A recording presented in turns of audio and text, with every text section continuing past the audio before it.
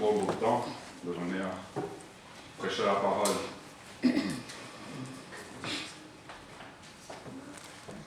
Nous remercions premièrement Dieu pour cette opportunité. Je remercie notre frère Frédéric de m'avoir accordé cette opportunité. En ce dimanche 24 octobre, nous continuons sur le thème de la famille. Et j'ai intitulé ce message « La famille en péril ».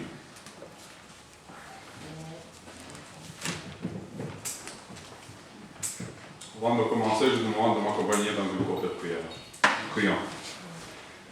Tendre Père Céleste, Père Tout-Puissant, nous te bénissons, Père, parce que tu es bon envers nous, parce que tu nous accordes l'opportunité de t'adorer en esprit et en vérité, de prêcher ta parole, Père. Nous te demandons, Père, de nous aider à bien comprendre ta parole, pour pas seulement la mettre en pratique à nous-mêmes, mais pour l'apporter à ceux qui n'ont pas encore entendu ta parole, afin qu'ils puissent comprendre et entendre la vérité, et qu'ils puissent venir vers toi. Père, nous te prions pour tout cela, c'est le nom de ton Fils Jésus-Christ. Lui garde notre vie pour nous. Amen. Amen. Donc, la famille en péril, aujourd'hui, on veut nous donner une image de la famille, mais malheureusement, cela engendre tant de souffrance et de déséquilibre. Mais quelle est la pensée de Dieu à ce sujet? Y a-t-il un modèle biblique pour la famille? La pensée de Dieu reste toujours la même. Nous devons toujours savoir ça. La pensée de Dieu reste toujours la même. Concernant la famille, Jésus fait le rappel du commencement. En Matthieu 19, le verset 4 à 8. N'avez-vous pas lu que le Créateur, au commencement, fit l'homme et la femme? Au commencement, il n'en était pas ainsi. Le verset du commencement est repris par Jésus et par Paul 3 fois dans le Nouveau Testament. Ce qui veut dire que pour Dieu, rien n'a changé dans ce domaine depuis la création de la famille. Nous trouvons le mot famille dans toute la Bible. Le mot famille est mentionné plus de 300 fois. Plus de 300 fois. Donc c'est un sujet très important pour notre Père Céleste. Le sujet de la famille apparaît dès le livre de Genèse. Et nous le retrouvons encore dans l'Apocalypse.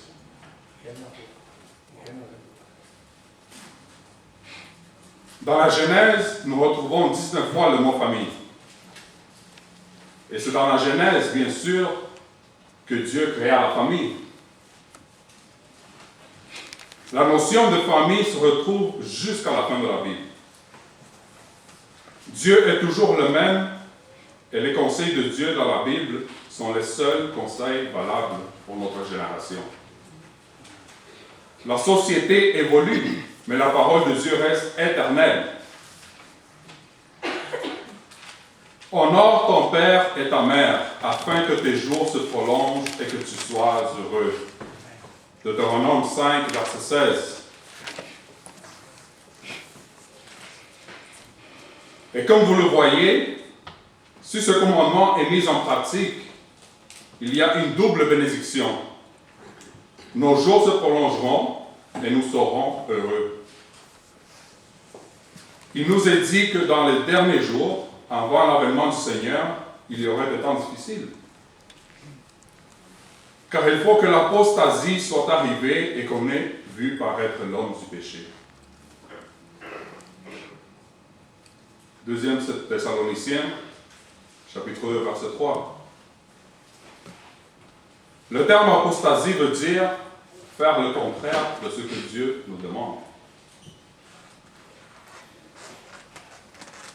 De nos jours, ou même depuis avant, depuis le début, on voit comment Satan veut détruire la famille.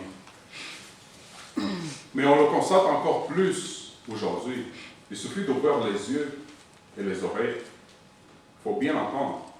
Des fois, les messages sont des messages subliminels, que des fois, on les entend, mais on ne les comprend pas. L'État est infiltré pour détruire la famille.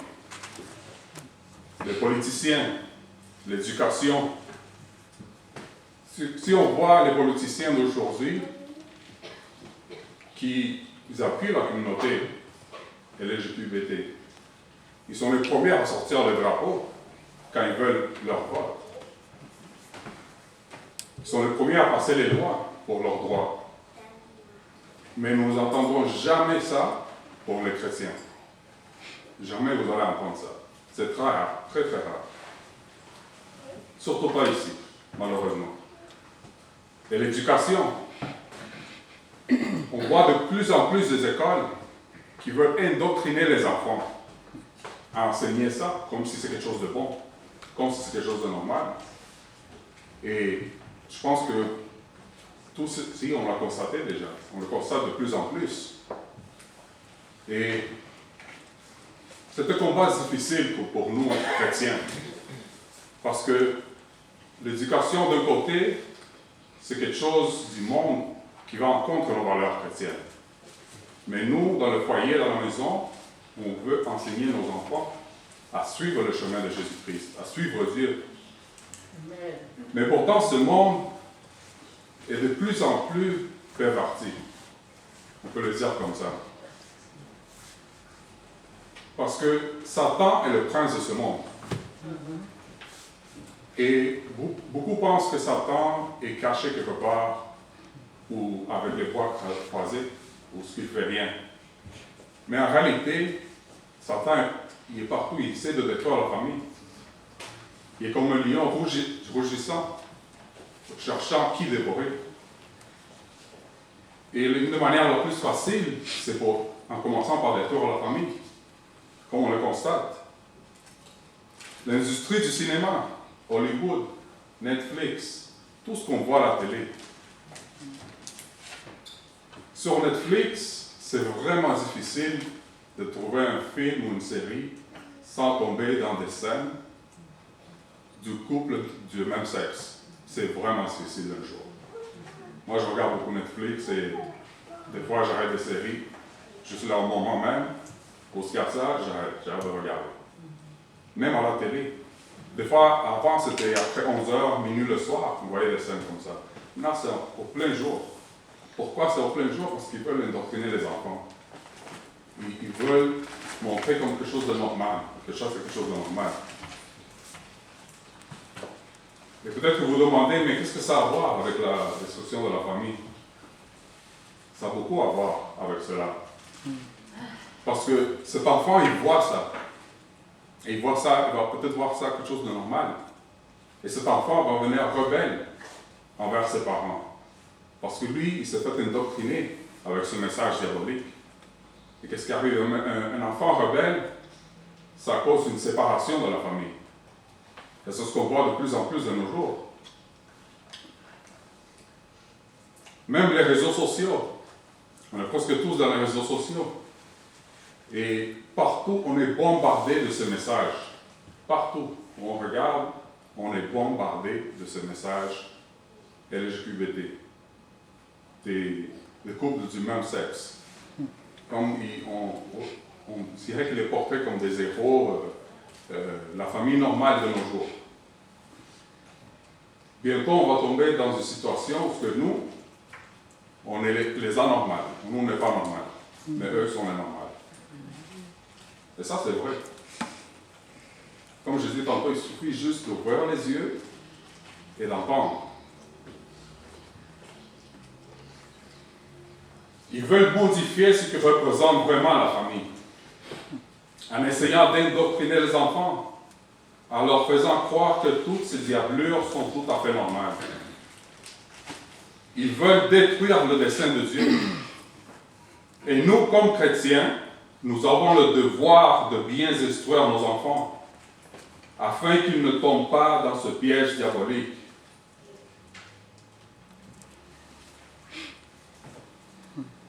Le diable utilise les grandes puissances de ce monde pour nous forcer d'une manière ou d'une autre à qu'on cesse de croire au Dieu vivant, au vrai Dieu, le créateur de l'univers, le créateur de toutes bonnes choses. Ils veulent remplacer le Dieu vivant par ceux qui sont au pouvoir. Aujourd'hui, il existe du monde qui adore l'État, comme si l'État, c'est leur Dieu. Des fois, j'entends du monde parler, c'est pas possible. Oui, il faut se soumettre aux autorités. Ça, on le comprend très bien. La parole nous le dit.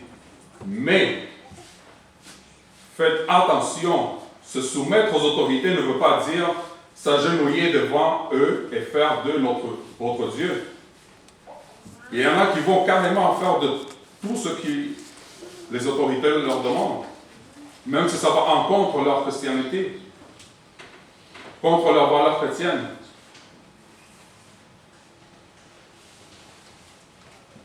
Quand l'homme du péché viendra et que les autorités lui seront soumises, est-ce que le monde qu'on voit aujourd'hui, est-ce qu'ils vont être soumis aux autorités? Quand les autorités seront soumises au diable? Ça, c'est une question qu'on peut se poser.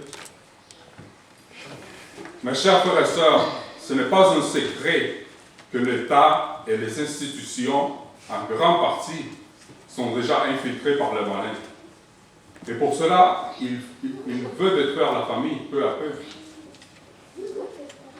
Il suffit d'ouvrir les yeux et regarder autour de vous. Dans ce monde, comment les choses vont de mal en pire.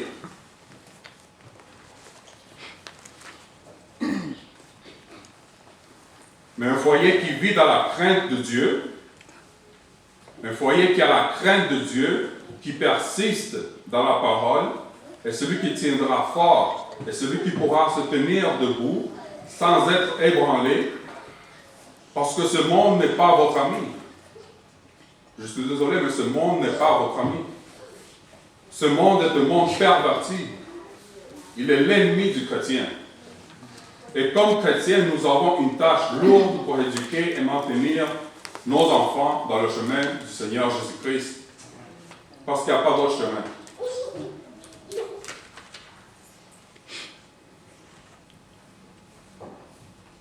Je vais prendre un exemple du film La Matrix. Je pense que tout le monde connaît ce film.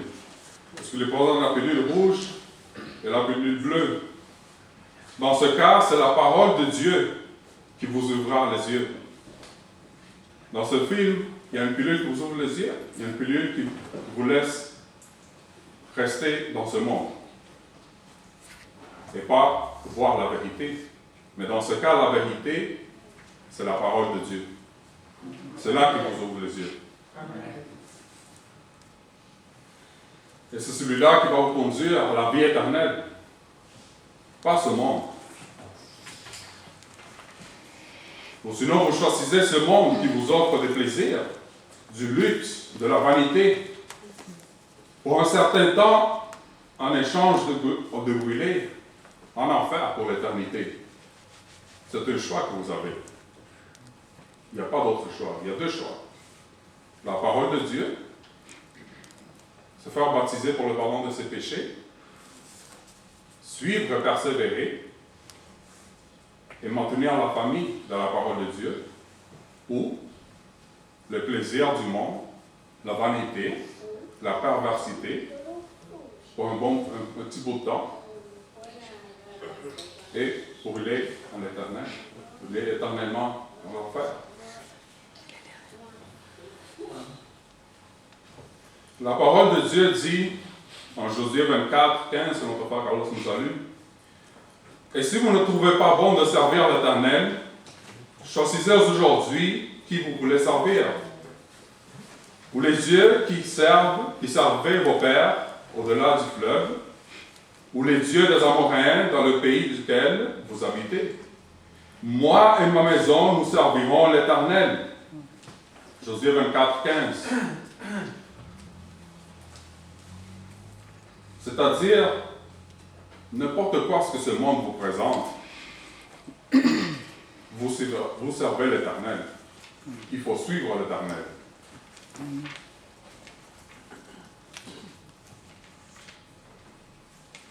C'est un engagement total à suivre Dieu, quoi qu'il arrive.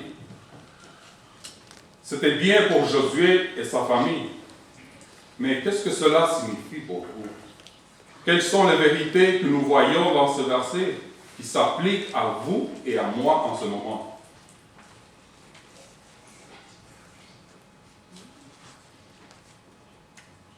Tout Israël a fait l'expérience des choses que Dieu a faites. Même si les plus jeunes n'étaient pas en vie lorsque ces choses se sont produites, les Israélites ont fidèlement continué à la raconter. Ce n'est pas le fait de raconter l'histoire qui les a protégés. Ils ont quand même dû faire un choix. Peu importe que vos parents aient été croyants ou que vous soyez issus d'une lignée de croyants. Vous devez quand même faire un choix. Vous devez décider qui vous allez suivre et qui vous allez servir. La beauté du salut est que vous n'êtes pas liés par les choix des autres. Même si vos parents n'ont pas cru, cela ne vous empêche pas de croire. Josué a présenté ce choix à la nation. Et comme les Israélites, nous devons tous décider pour nous-mêmes qui nous allons suivre. Et dans ce cas, nous suivons Jésus-Christ. Personne n'a le droit de vous ôter ça. Personne n'a le droit de détruire la famille. Parce que c'est Dieu qui a formé la famille. Et nous vivons selon les coutumes et les principes de Dieu.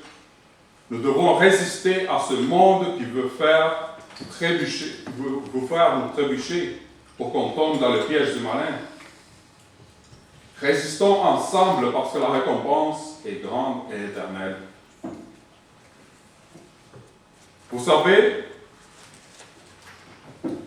le gouvernement dans plusieurs pays développés commence à créer des incentives pour impulser à que vous restez à la maison sans rien faire et vous faire dépendant du gouvernement. Et cela cause la fermeture de plusieurs petites entreprises. Croyez-le ou pas, on s'en va vers un nouveau modèle de vivre et cela va engendrer plus de divorces, plus de séparation de familles, plus de familles qui vont se séparer de Dieu.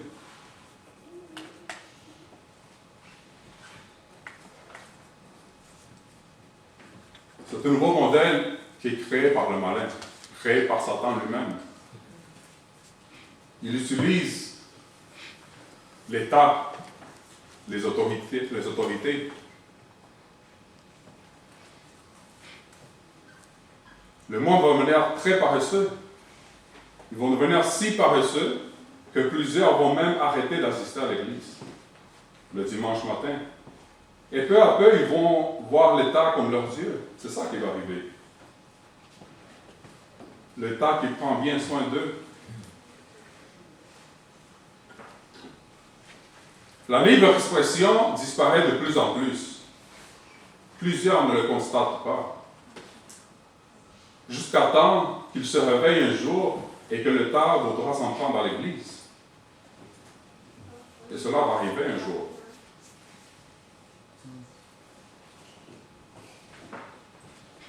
Et nous devons tout faire pour conserver le modèle de Dieu. Personne n'a le droit de vous imposer d'éduquer vos enfants selon le modèle de ce monde. Ni le gouvernement, ni les grandes puissances qui gouvernent dans l'obscurité. Nous devons éduquer nos enfants selon la parole de Dieu et non selon ce monde perverti, corrompu et même dégueulasse, je veux dire.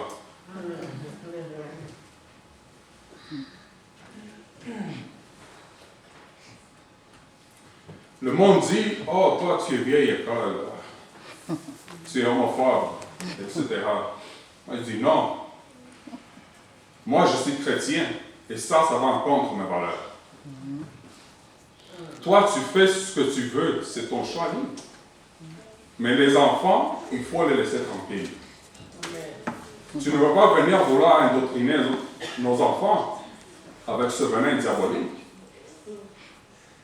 Maintenant, ils ne veulent plus qu'on utilise le terme maman ou papa. Parce que certains se sentent offensés. C'est vraiment stupide. Comme parents chrétiens, nous avons une tâche quand même assez difficile. Il ne faut pas laisser nos enfants se laisser emporter par ce monde. Parce que nous vivons dans ce monde, mais nous ne sommes pas de ce monde. Amen. L'endroit où l'on peut éliminer la plupart des maux de la société est le foyer. Il faut un travail et une diligence constante pour faire de nos foyers une forteresse de justice, pour en protéger les membres contre le monde. Le fait d'être membre de l'Église ne garantit pas qu'on aura une famille forte et heureuse. Souvent, les parents se sentent accablés. Beaucoup doivent tout réaliser tout seuls, tout en supportant toutes les souffrances de divorce. Le Seigneur a donné un plan qui nous aide à affronter victorieusement toutes les difficultés qui peuvent se présenter à nous.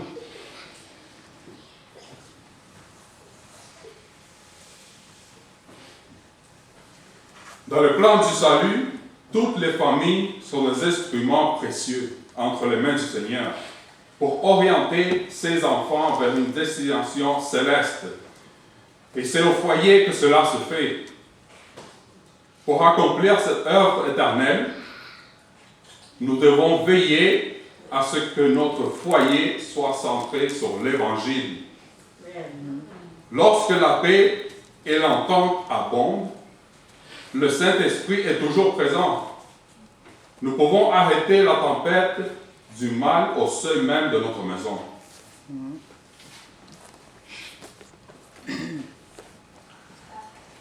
Pour Paul, le souci de la famille est la marque du vrai chrétien.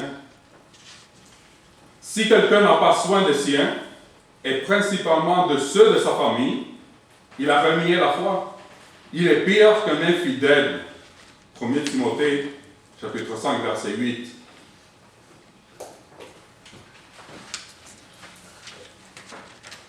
La volonté de Dieu. Jésus nous a demandé d'appeler Dieu notre Père. Nous sommes en Christ des frères et sœurs. L'Église est appelée l'épouse. Jésus est appelé l'époux. Dans le ciel, il y aura un festin qui sera les noces de l'agneau. L'attitude de Paul. Si vous avez 10 000 maîtres, vous avez un Père spirituel. 1 Corinthiens, chapitre 4, verset 15. Dieu sait qu'il n'est pas possible de vivre sans famille. Voilà pourquoi il donne une famille. Dans Psaume 68, chapitre 5, verset 7, le Père des orphelins, le défenseur des veuves, c'est Dieu dans sa demeure sainte. Dieu donne une famille à ceux qui étaient abandonnés. Quand il parle de veuves et d'orphelins, nous pouvons y associer les divorces, les divorcés, les enfants monoparentaux, la famille est une des plus grandes valeurs. C'est une des plus grandes valeurs pour l'homme. À vous de juger. Que vaut-il mieux, une bonne situation ou une belle maison, de grandes richesses ou une bonne famille heureuse dans le Seigneur? La grande bénédiction de Dieu au travers d'Abraham s'adresse à la famille et elle est reprise dès la première prédication de l'Évangile. Genèse 12, verset 3, et Acte 3, verset 25. Toutes les familles de la terre seront bénies en ta postérité. les tentations au cours des siècles. Pharaon voulait laisser partir seulement les hommes, mais Moïse refusa. Exode 10, 8 à 11.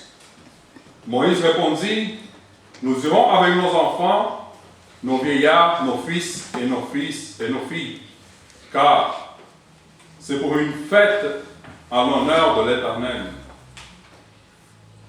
Paul se rend à une réunion de prière réservée aux femmes. Mais quand Lydie a cru, c'est toute la famille qui est partie au Seigneur. Acte 16, versets 13 à 16.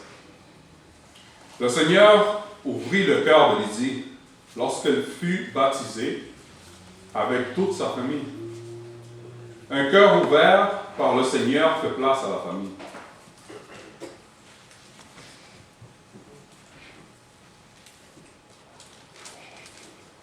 La prière du geôlier. Il veut être sauvé, lui seul. Il oublie sa famille et Paul le ramène à sa responsabilité. Crois au Seigneur Jésus et tu seras sauvé, toi et ta famille. Acte 16, 30. Où est ton frère? Genèse 4, 9. Caïn a bien compris ce que lui disait Dieu en disant, suis-je le gardien de ton frère?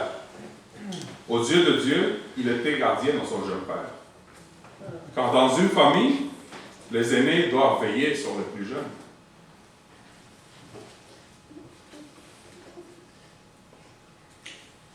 La destruction de la famille. Dieu a créé la famille. Le diable, rusé, va chercher à la détruire. Voici les étapes de cette œuvre destructrice. Premièrement, rupture entre l'homme et Dieu. Adam et Ève se cachent. C'est Dieu qui les cherche. Genèse 3, 8 à 10. Numéro 2, rupture entre les époux. Les paroles d'Adam, parlant de son épouse, sont inconvenantes.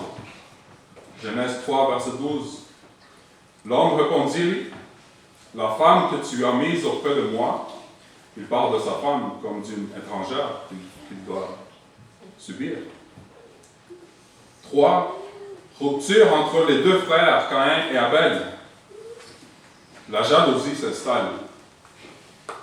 Puis la haine qui finit par un meurtre. Genèse 4, 8. Si les parents ne s'entendent pas, comment vont se comporter les enfants? Numéro 4. Rupture entre Caïn et ses parents. Caïn s'éloigne définitivement pour aller vivre dans une terre éloignée.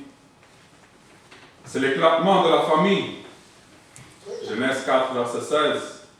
Puis Caïn s'éloigna de la face de l'Éternel et habita dans la terre de Nod.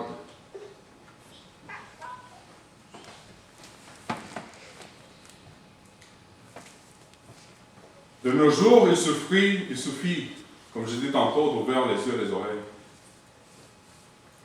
Et on peut se rendre compte comment le diable est à l'œuvre pour détruire la famille et même éviter la formation de futures familles. Regardez comment le monde est rendu avec des couples de même sexe qui adoptent des enfants. Plusieurs veulent indoctriner les enfants à voir leur diversité sexuelle comme quelque chose de normal. Satan veut détruire ce que Dieu a créé. L'homme et la femme. L'homme pour la femme et la femme pour l'homme. Quand on regarde la télé, c'est vraiment difficile, comme je disais tantôt, de ne pas tomber sur une scène de couple du même sexe. Tout cela, c'est des messages qui envoient. Ils vont endoctriner nos enfants à travers la télévision, à travers les réseaux sociaux, et même maintenant dans certaines écoles.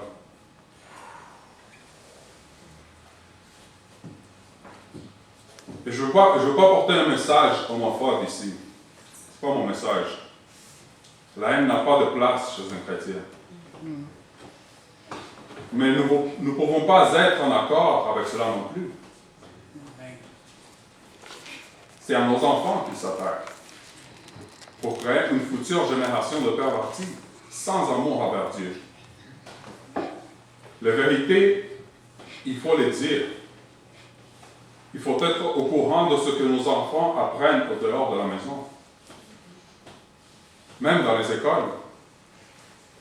Il y a des écoles qui enseignent la diversité sexuelle. Bon, le jour, je cherchais sur Internet parce que bientôt, l'année prochaine, Daniel va aller à l'école. Donc, je cherche, je fais mes devoirs. Qu'est-ce qu'ils enseignent dans ces écoles? Et j'ai trouvé une école, pas trop loin de chez nous, pour ce qu'ils enseignaient ça. Mais je n'étais pas surpris.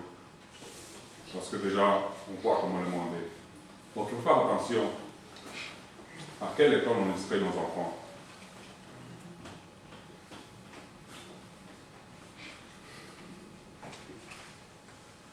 Ils enseignent, tu peux être un garçon si tu ne te sens pas confortable comme fille. Ou tu peux être une fille si tu ne te sens pas confortable comme garçon, vice-versa.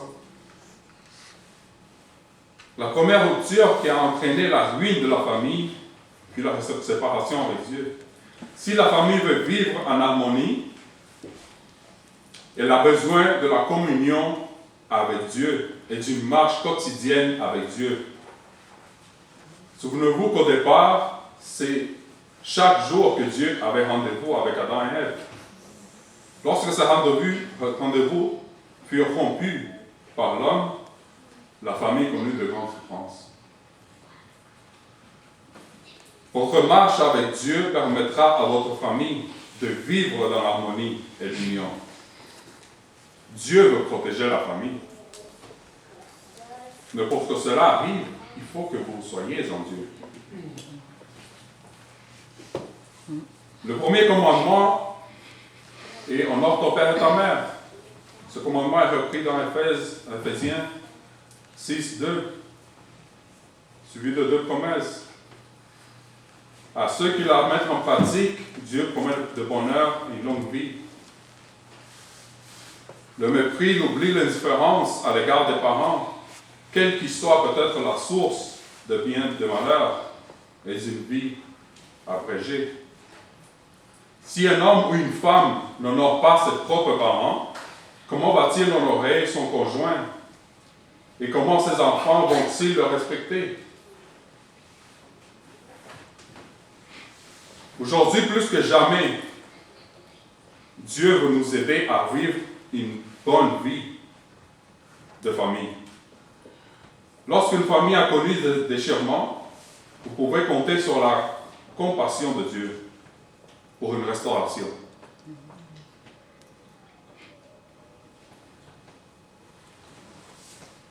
Pour conclure mon message, je veux dire ceci. Notre foyer doit être un lieu d'amour, de prière et d'enseignement de l'Évangile. Il faut tout simplement que l'amour, l'intégrité et des principes forts soient présents dans notre foyer. Nous devons avoir un engagement constant vis-à-vis du mariage, des enfants et de la morale.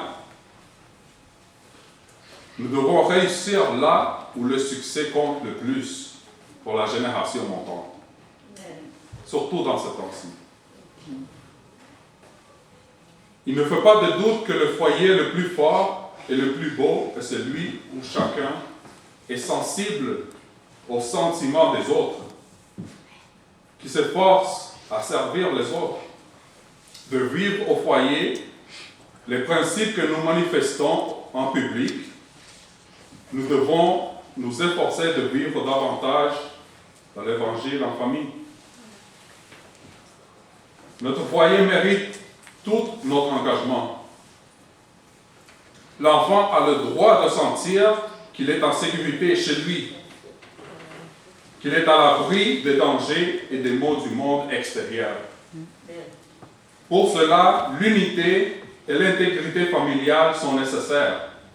L'enfant a besoin des parents qui sont heureux ensemble,